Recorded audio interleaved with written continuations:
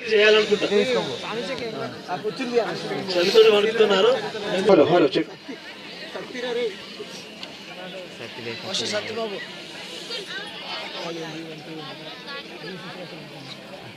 Hello check hello hello check hello hello hello hello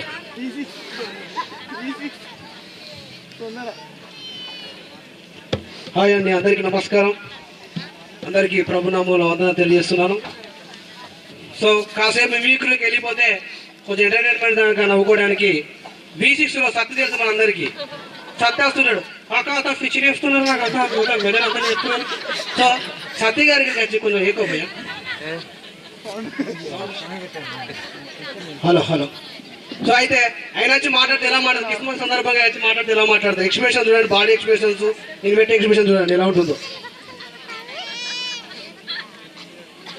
అక్క మన night సత్తిగా వచ్చింది కదక్క, మన మా ఇంటికాడ సతఫిని పెట్టిళ్ళు, మన దసరాప్పుడు మన మా అక్కతో నిన్నాను, మా సారి ఎంపీటీసీ గారు కూడా నిన్నారు.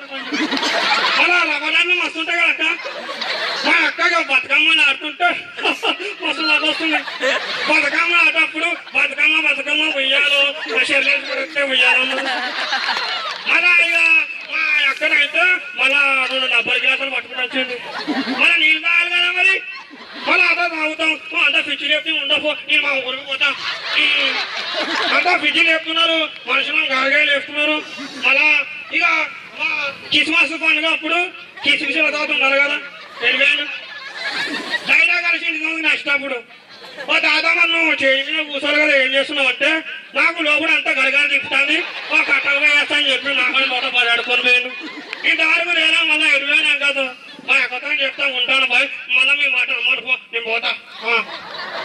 సో సత్తి గారు వాయిస్ మీద తీసుకోవచ్చు సార్, గట్టి సపోర్ట్ పెట్టండి ప్లీజ్.